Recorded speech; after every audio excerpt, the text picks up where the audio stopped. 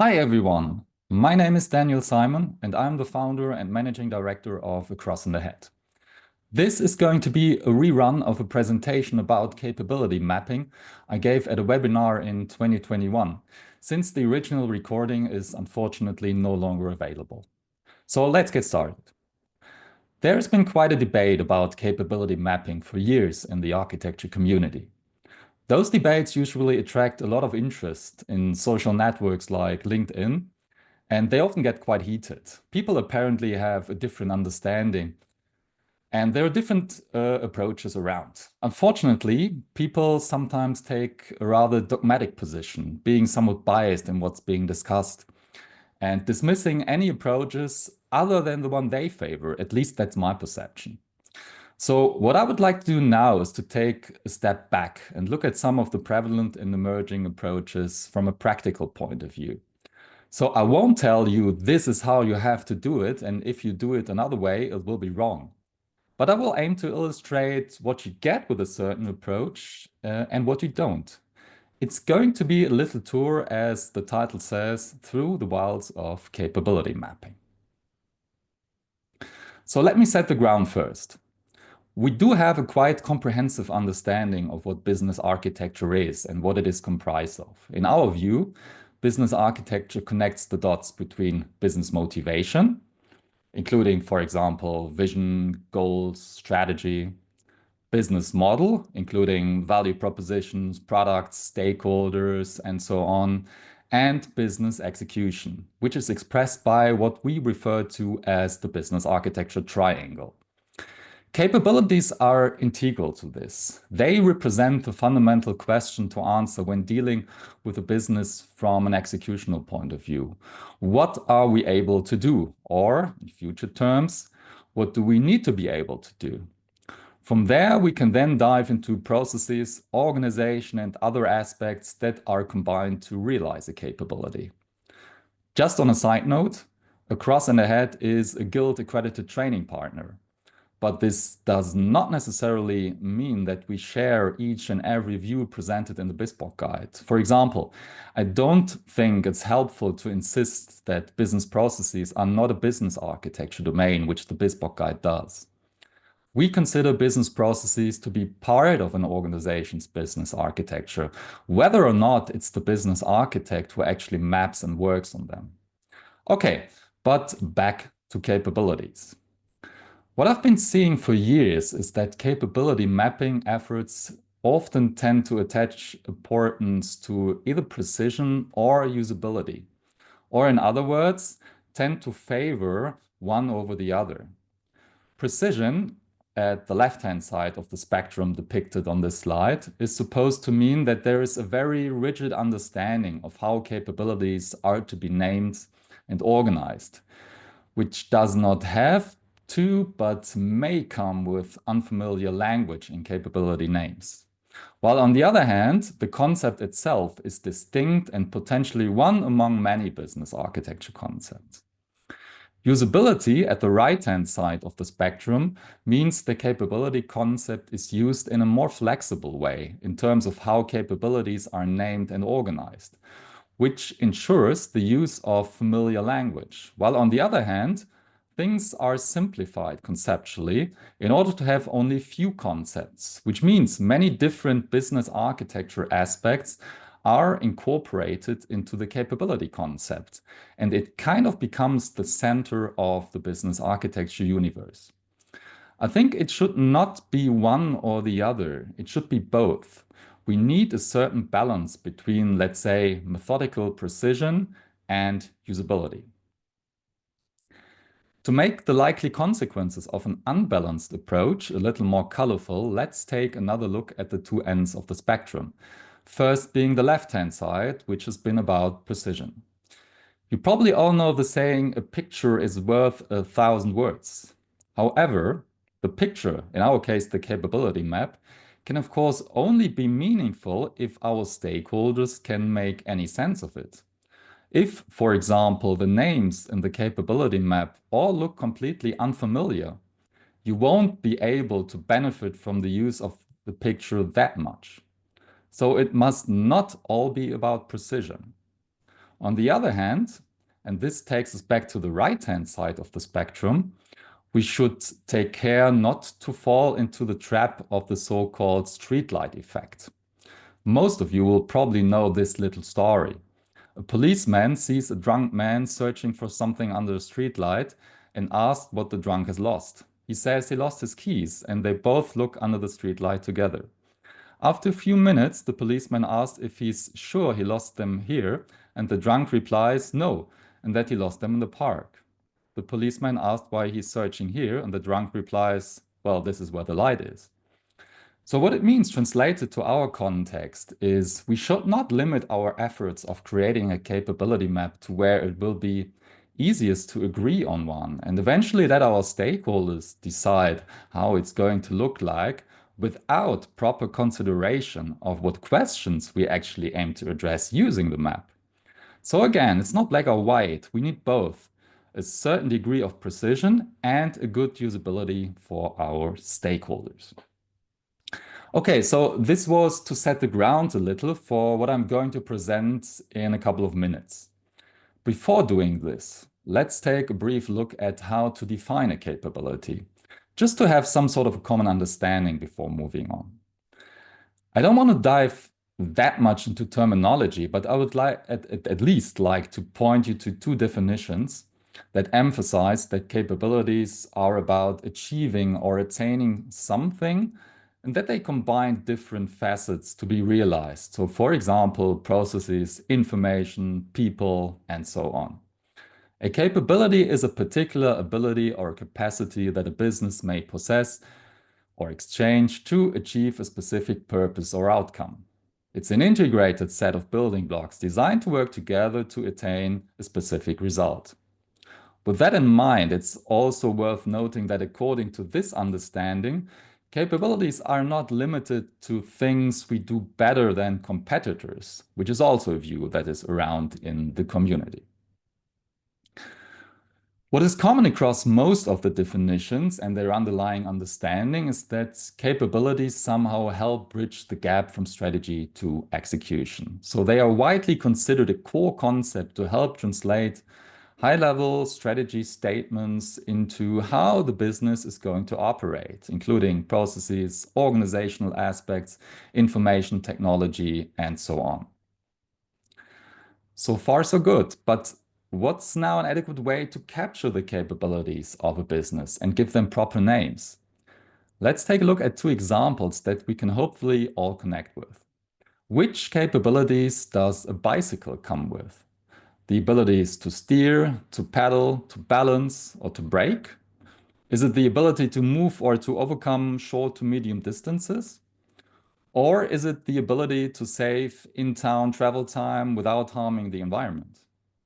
All seem to be somehow valid approaches to capture the capabilities of a bicycle or say the potential we gain by using it. Similarly, we might wonder what the capabilities of a football team are. Is it about passing, tackling, or hitting crosses? Is it the ability to shoot goals, or is it the ability to win championship titles? So what this shows is that capabilities can apparently be defined at very different levels of abstraction. This is the same in business architecture. And that's not yet a matter of decomposition. It's sort of a question of what criteria you use to identify and organize capabilities.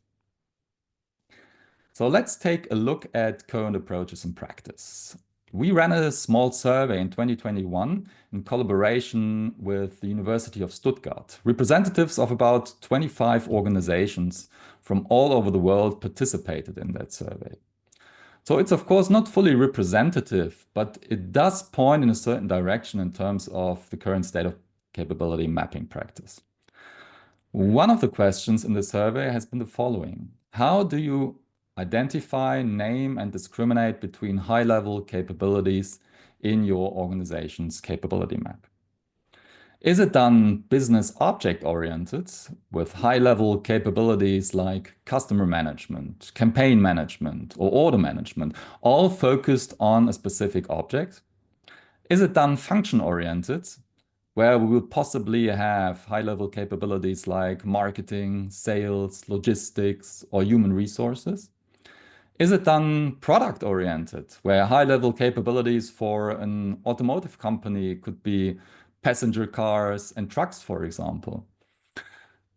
Is it done channel oriented with high-level capabilities like online, store, direct sales, and so on? Or is it done another way? Multiple choices were possible, and as this chart reveals, business object and function orientation turned out to be the predominant ones among those different options. If we look at the results from a different angle, namely based on whether capabilities are identified, named, and segregated using an approach that is oriented towards a single criterion or one that makes use of several criteria, this is what we end up with. On the one hand, we see most organizations use a combination of criteria for setting their capability boundaries.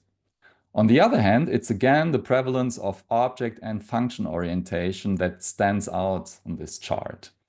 It was actually only one respondent in the survey who did not quote either object or function orientation. With that in mind, let's now have a closer look at these two prevalent approaches for organizing capabilities. Object orientation. This is the approach described by the BISPOC guide. Capabilities represent actions we can take against an object.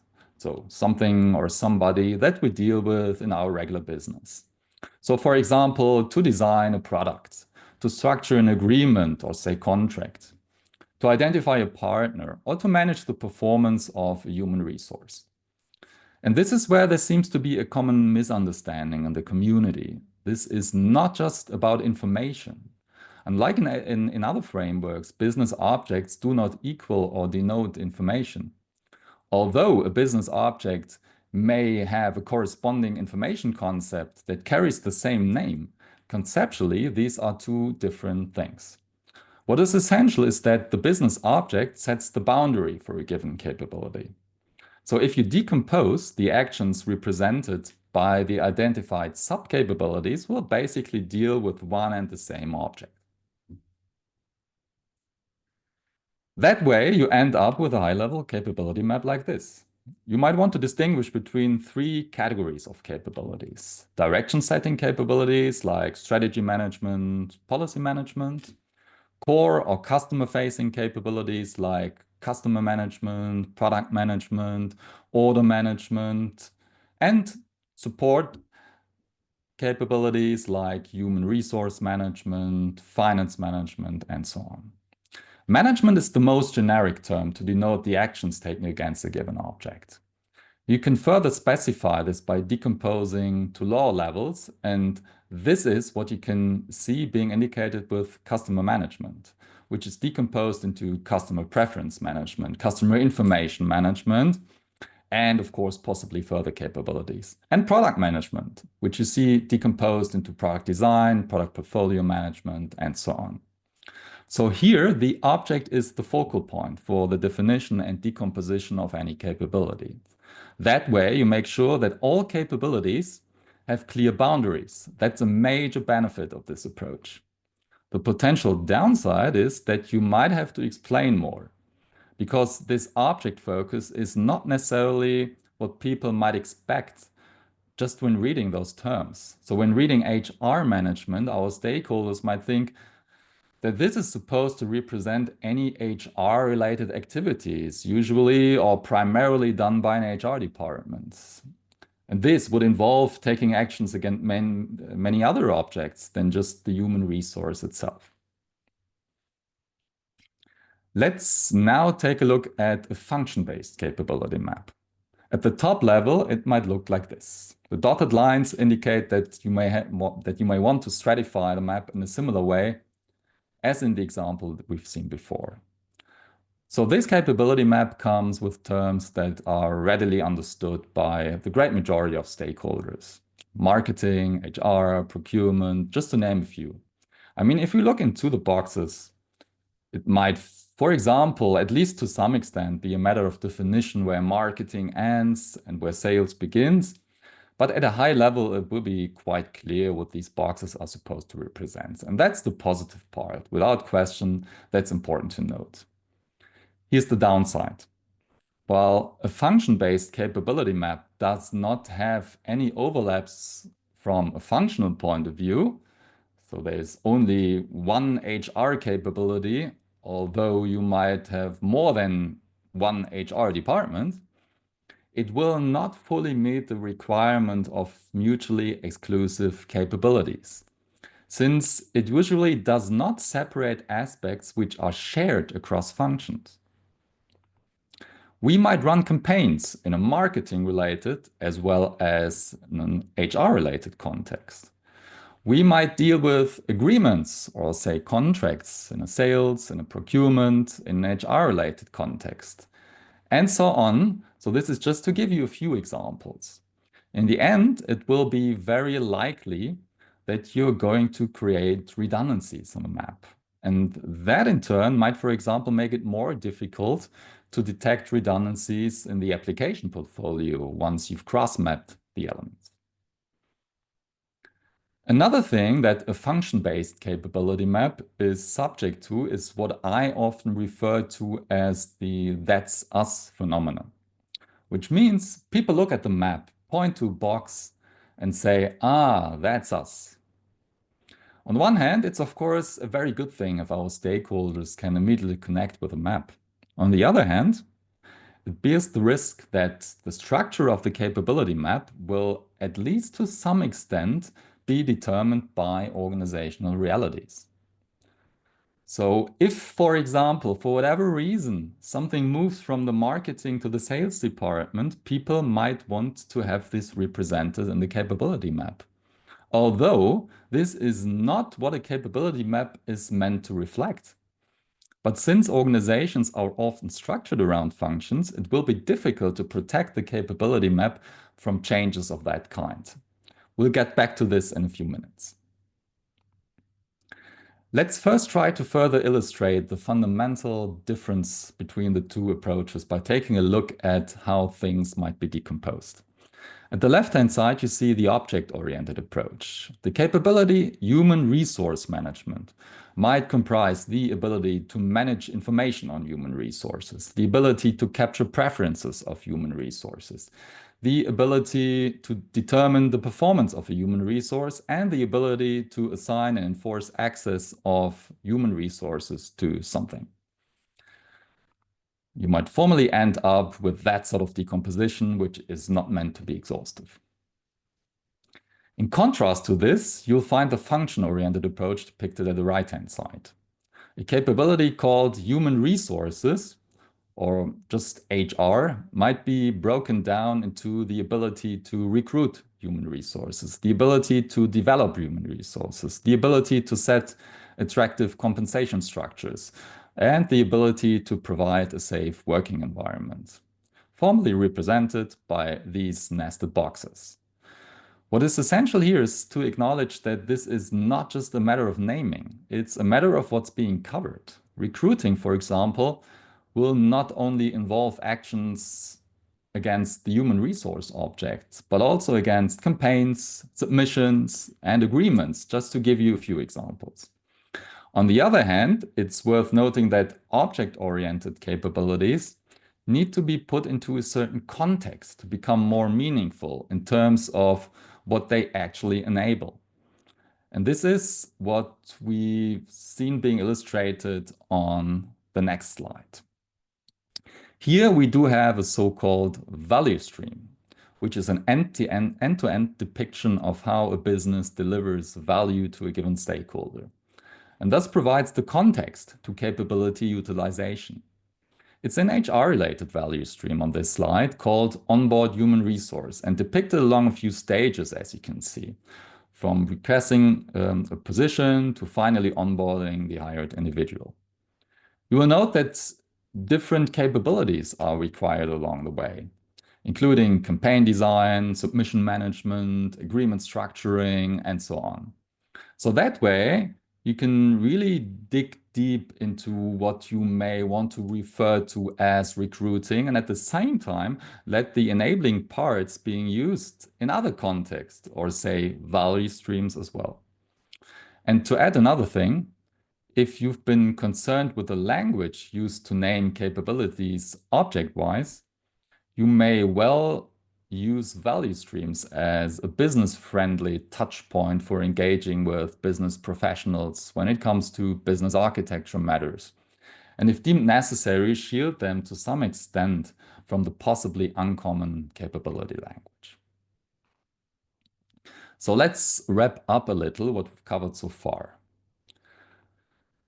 A set of capabilities bounded by functions basically provides a view of what is or may be common across business lines and local units.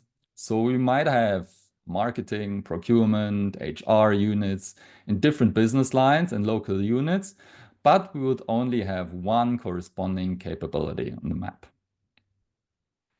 This is different for capabilities that are bounded by business objects. They do not only provide a view of what is common across business lines and all sorts of locations, but also across functions.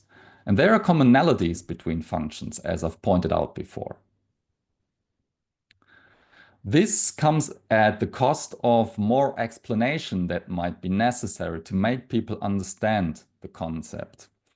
And we will need some additional concept to put capabilities into relevant business context, such as onboarding a human resource, acquiring an asset, or offering a product. On the other hand, function-oriented capabilities are likely to be more easily grasped by stakeholders. While this is generally a good thing, it comes at the cost of the capability map being prone to overlaps and being likely to be less independent from organizational aspects. In particular, it may be less stable at lower levels. Finally, a function-oriented capability map can well help master or break organizational silos by fostering functional reuse, for example.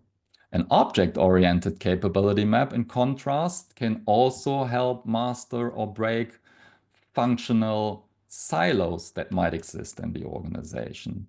So here it's about cross-functional reuse and leverage of synergy potential that we can foster with that approach. So just to illustrate the last point a little further, this is what you can achieve in terms of mastering or breaking boundaries by using one or the other approach. Organizing your capabilities function-wise will allow you to look across different business lines and help master or break any silos there. Organizing your capabilities by objects, on the other hand, will also allow you to look across different functions and help master or break any silos of that kind. So, for example, you deal with campaign management as a capability, which is, as we know, relevant for both marketing and HR purposes. The same goes for order management, which is both a procurement and a sales topic. So you abstract from the specific context, which makes it possible to take your efforts of mastering silos in your organization a significant step further. Now let's get back to the "that's us" phenomenon that we dealt with a few minutes ago and shed further light on the relationship between capability mapping and organization design. There might be voices arguing that the issue that I outlined with respect to the "that's us" phenomenon can easily be resolved if we manage to make the capability boundaries we define determine the organizational structure. That's kind of a box translates into box approach. In other words, a capability translates into an organizational unit. While this seems tempting, what I still fear is that the reality will look differently when the capability map is too close to how the organization is structured. There will always be other factors that may drive organizational changes, may it be political ones, social ones, poor performance of the current structure, or just motivational motives such as the desire to activate, reactivate people, and break certain habits. And then the expectation will always be that those organizational changes will find themselves represented in the capability map, which is not the original idea of a capability map. However, the organization design may well be influenced by the capability map in other ways. First of all, the capability map defines what is to be implemented from a strategic point of view, and therefore sort of establishes strategic requirements to be met by the organization's design. Second, once you assess your capabilities and apply paste layering, for example, or determine how certain capabilities are to be realized in terms of aspects like standardization and integration across the entire business, you might also determine organizational structures to some extent. And in addition to what I just described, the capability map, at least if designed in some sort of an object-oriented way, may become a proper basis for defining cross-functional groups of people, each of which coordinates the further development of a certain capability. So what it means is would have representatives from different functions teaming up, possibly one being the leads that drive the further development of a given capability, such as, for example, campaign management or order management. That's not necessarily something you would find represented in an organizational chart, but it's still an important organizational aspect that the capability map may help define and drive, which is cross-functional collaboration. So back to mapping practice. Until now, we've concentrated on object and function orientation in terms of how capabilities may be identified, named, and segregated. But as you will recall, our survey revealed that there are additional ways to do so, and that the majority of organizations make use of a combination of criteria. So this is what a high-level capability map found in practice may also look like. Some capabilities may be defined in a function-oriented way, others in a product-oriented way. So here it's about financial services, in this example, and again, others in a channel-oriented way. The question is whether this is a reasonable way of organizing the map. At a high level, this will again be something that seems readily understandable to most stakeholders.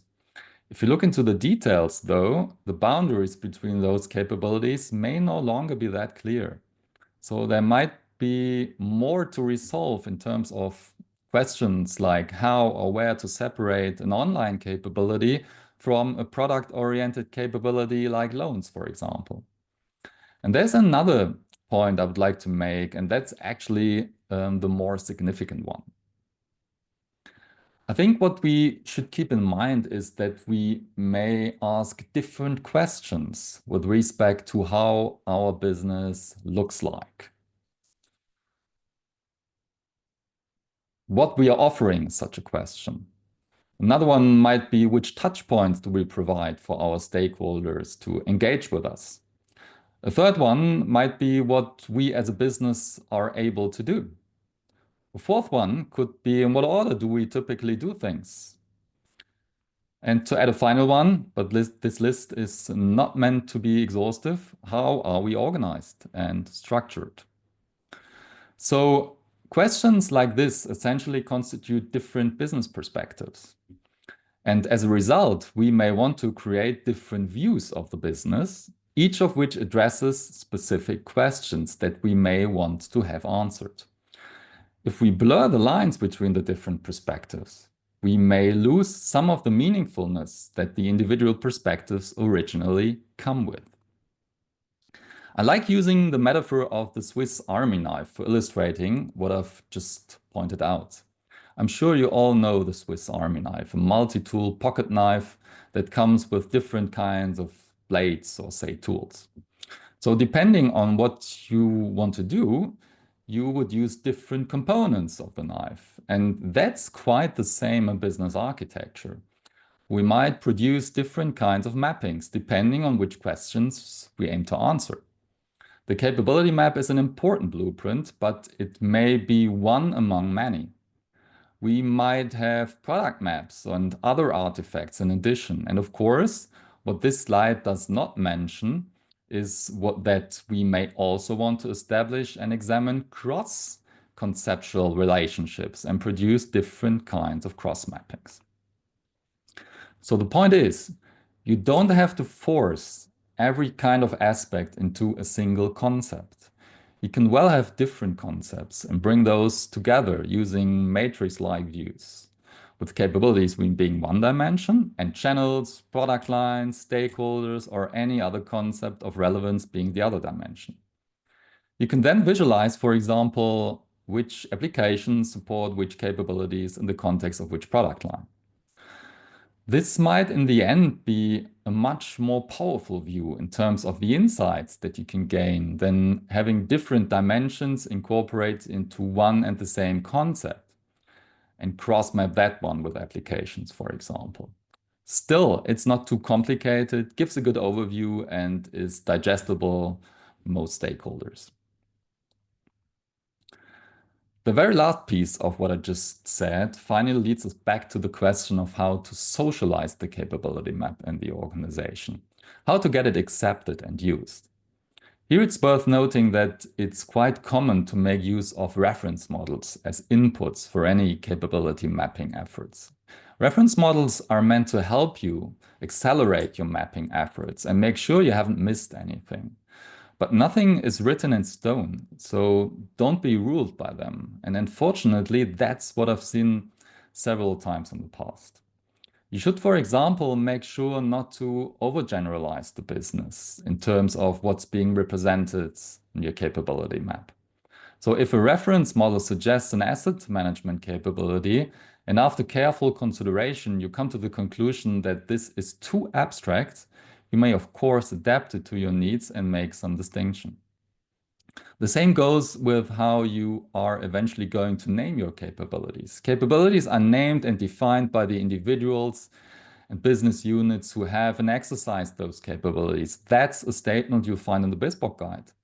So, of course, a reference model suggests certain terms, but you may, again, adapt them a little to your needs if you think that's helpful to enable a better understanding among your stakeholders. And if you use a decent business architecture tool, you can, of course, keep the original term from the reference model while adding another more, let's say, user-friendly name that you use for stakeholder communication. This brings us back to our survey. What we asked in addition was who in the organization has been involved in developing and maintaining the capability map. In almost every organization represented in the data set, the enterprise architects and business architects have been involved. That's actually not a surprise. But I would have expected a higher percentage of other architectural roles, for example, domain architects or solution architects being involved. And I was kind of puzzled about the fact that in more than 40% of the organizations in the survey, no business subject matter experts have been involved in the mapping efforts. This has certainly reasons, for example, that the creation of the map has been an IT and not a business initiative. But in the end, this is, of course, not what we would want to have. Inputs from subject matter experts will likely be essential for the capability map to become a high quality artifact that will be accepted in the business. With that in mind, let's take a look at another question in the survey. What challenges have you been facing while developing, maintaining, and using the capability map? I wasn't that much surprised about the answers here, and with what I just highlighted in mind, this becomes even less surprising. The understanding and the acceptance among business stakeholders seem to be the key issues or challenges related to the development, maintenance, and use of a capability map. While this stresses the importance of involving our stakeholders, that's what we've just discussed, it also indicates that we might all need to become better at explaining and selling capability mapping in our organizations. Whatever mapping approach we use, we need to find ways to make things better understandable to people who are not familiar with architecture. One way to do so is by using analogies or metaphors. The one that you see here, which is about a football team, relates to the question of what actually constitutes a capability. What is it that makes a business capable of doing something? Is it the combination of people, process, and technology, which is what you often find being quoted? Or is it more than that that might be needed? So, whether or to what extent a football squad is capable of being successful is, of course, very much determined by the individual quality of its players. But there's more than that. Otherwise, tables would be much more predictable. One aspect that may make a team more or less successful is how well it is organized in a certain formation, and to what extent it can switch between different systems during a game. There are teams that come with outstanding open play moves or that excel at set pieces. Others stand out by their winning mentality or exceptional team spirit, with players who fight for each other, do not give up, and are driven by a huge desire to win, and so on. So this is something that most people can connect with and that you can then translate back to capabilities in business architecture. This is just one example. So let's conclude and reflect a little. A main message of this presentation has been that it's not one or the other. It should be both methodical precision and usability of a capability map. In that context, I'd like to stress again that we do not need to address each and every stakeholder concerned by using the capability map. There are different possible views that help gain different insights into the business. Second, agreeing on meaningful capability names is one thing. But at least as important is the question what the resulting capabilities are meant to cover. So if names suggested by reference models appear to be too unfamiliar or even artificial to you, feel free to modify them. And you can do so and still stick to the original meaning. Finally, and that's the positive message at the very end, it's not as bad as some people might suggest. Let's have a final look at our survey. How would you rate the usefulness of the capability map in your organization's usage scenarios? This has been another question in the survey. And the great majority of respondents indicated that using the capability map definitely helps their organizations. So we should deliberately and carefully practice capability mapping, but we should make sure not to get lost in mapping discussions and at some point make certain modeling decisions and go with them. It's supposed to help us communicate with each other. And if that works effectively, we've already achieved a lot. Well, and that's it. Thank you very much for your attention. I hope you can take something away for your practice from this presentation. At least I hope it has been a little thought-provoking. Feel free to connect with me and follow us on LinkedIn or other channels, and do not hesitate to reach out if you're interested in discussing things further. By the way, the full results of the survey I've been referring to are available on our website if that's something you are interested in. So many thanks again, and goodbye.